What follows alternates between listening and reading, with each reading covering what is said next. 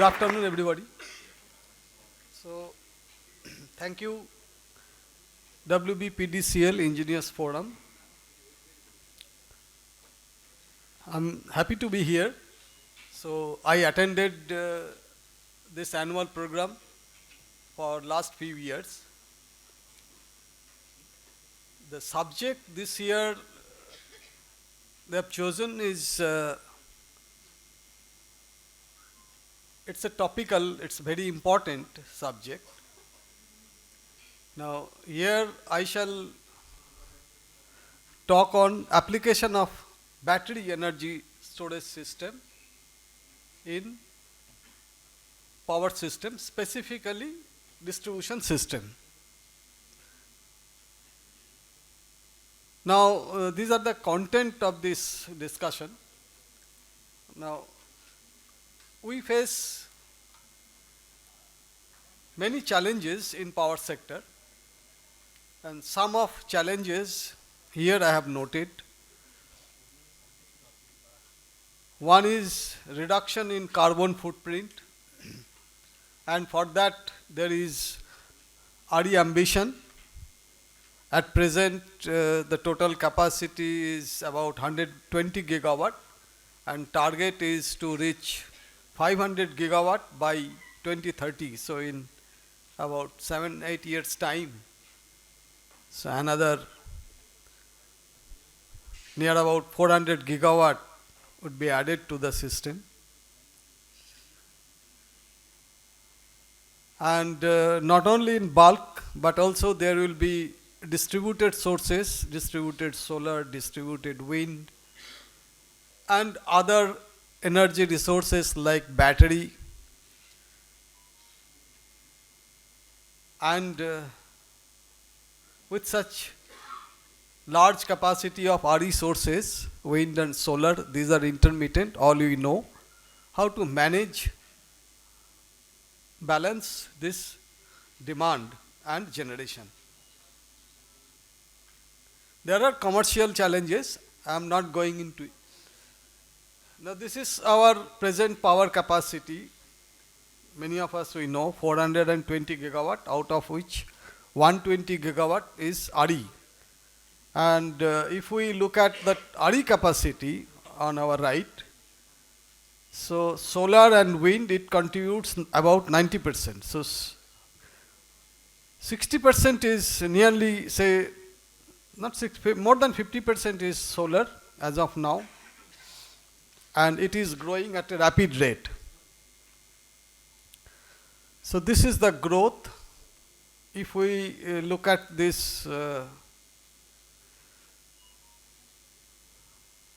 so here we see in last 8-9 years, the total capacity 4 times in RE. And if we look at solar, so it was 2.6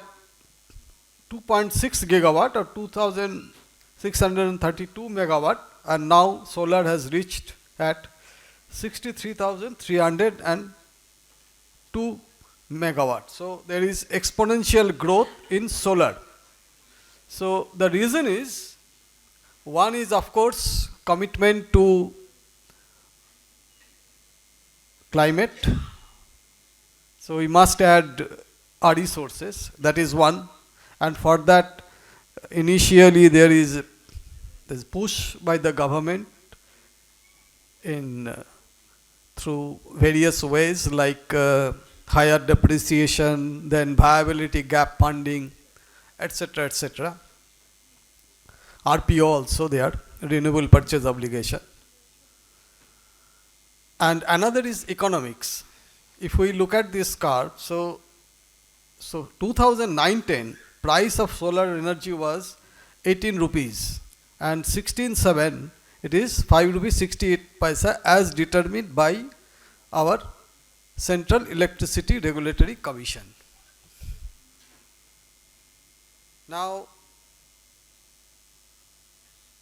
after 16-17, then CERC stopped determining this generic tariff. So because market has taken it up, so if we look at the market price, then From 2016, it was maximum 4.8 and average 4.8 and minimum 4.3 rupees per kWh. And thereafter in 2020, so average is 2 rupees 70 paisa and minimum discovered price is 2 rupee per kWh. And thereafter, because of some taxes, duties, etc., there is a little bit rise. But anyway, the price is now discovered is 3 rupee, a little bit less or more than 3 rupee. So because of this low price, the capacity of solar is being added rapidly. In case of wind, the growth is not that much because price has attained that kind of saturation. So there is not much decline in wind. So solar, with that solar capacity addition, if we look at the market price now in India, so a portion of power, not full, about little bit more than 10% power is traded in the market exchanges.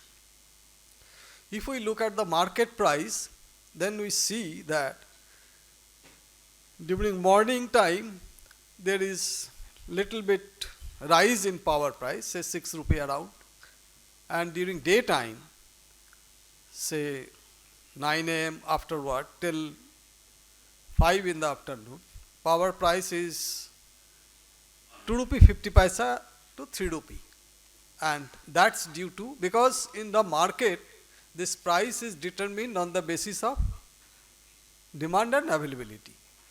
Since during daytime, there is plenty of solar power, so price is very low. But when sun sets, price goes as high as 12 rupee per kWh, and that too because of the cap set by the CERC. Otherwise, before this setting of cap, it touched 25 rupees, around 25 rupees. So this is the scenario in market. Now with battery storage, of course, there is a possibility of the second one, energy arbitrage. So when power price is low, when power is available, we can store it, and during evening hours, or even morning peak hours, when power price is high, we can discharge, we can get it from battery. So this is called energy arbitrage. So we can balance this price through energy arbitrage. This could be one major application of battery energy storage system. Next, one is that deferral of investment, in particular transmission and distribution sector.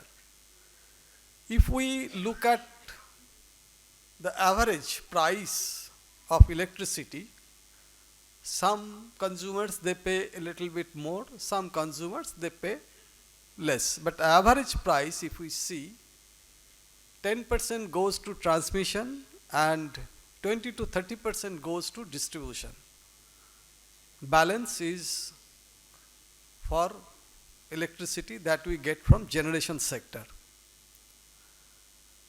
Now, if we add this battery storage, we can avoid a large portion of our investment in T&D sector. Thereby, by putting capacitor bank, so we can defer or avoid some of our investment in T&D sector and reduce our average cost of supply or tariff to our consumers. So that is number one. Number three is smoothing of solar generation locally. So solar is highly fluctuating. So recently I went to Andaman for a program there. So in Andaman, total demand is for Port Blair, it is about 55 megawatt, and there they have added 25 megawatt of solar capacity. rooftop or ground mounted. They have battery to alleviate this intermittency, but battery capacity is less, only 8 megawatt hour, and battery could not manage that intermittency. And because of high fluctuation of solar, since it is island, so it is not in the main grid of our country, so grid cannot absorb that high fluctuation, and there is rampant I'd say tripping, not load shedding, tripping, because when sun is there, full supply is there. Whenever sun is not there, and there is often there is too much cloud. So when sun is not there, so there is less generation from solar or no generation from solar. So and there is load shedding. So this is very frequent. So if anybody of you visit Andaman, you will see in a day 10 or 12 times there is interruptions.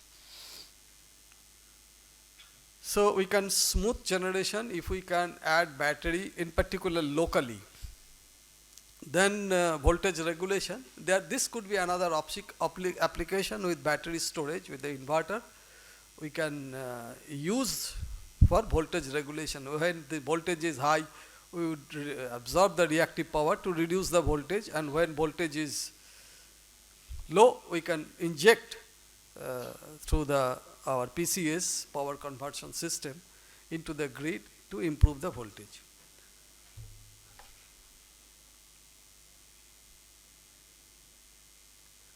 So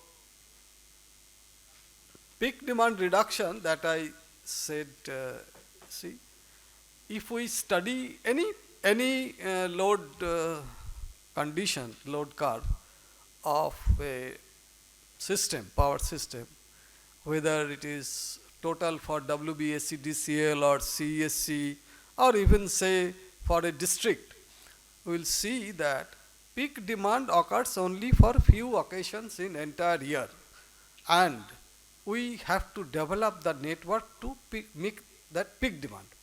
So so maximum say 20 occasions peak demand occurs. How much time left? 10 minutes. 10 minutes. So now if we can manage those occasions, so we can reduce our investment in T&D network. So thereby, if we have battery, apart from using it for other purposes, energy storage, then smoothening, grid smoothening, etc., so we can use it for deferral of or reduction of peak demand, thereby deferral of our investment in T&D network.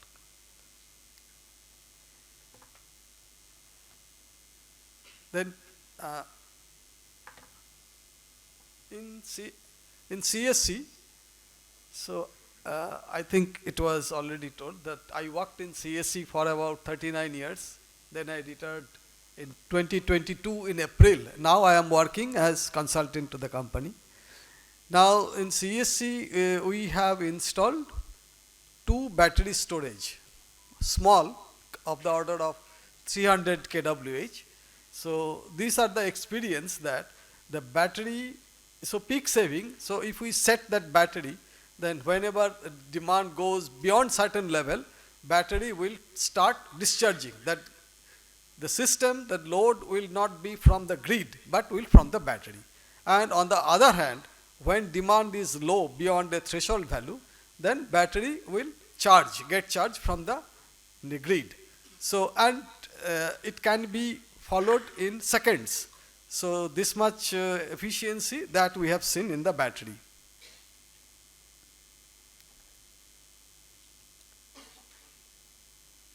Another application is frequency variation. So daily there is variation in frequency.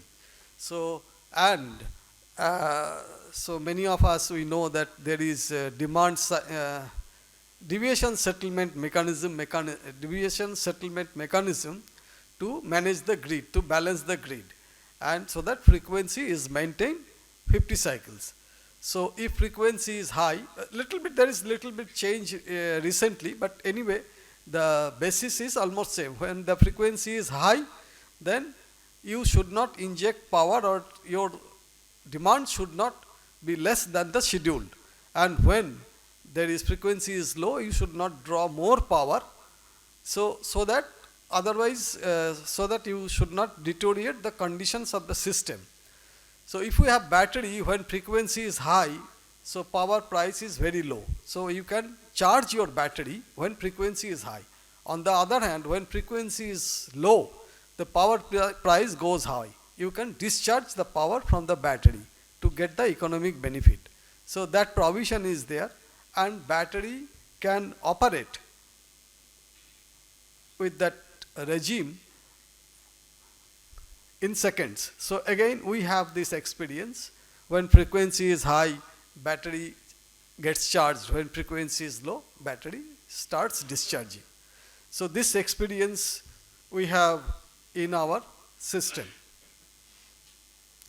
So this one, energy arbitrage, battery can be set for that one also. As I shown that during daytime power price is low, whenever it will follow the market price. Whenever price is low, battery will gets charged. When price is high, battery will discharge. So this can be done. This is a small system of battery. In case of, say, if we put a battery against a distribution transformer, this is the system.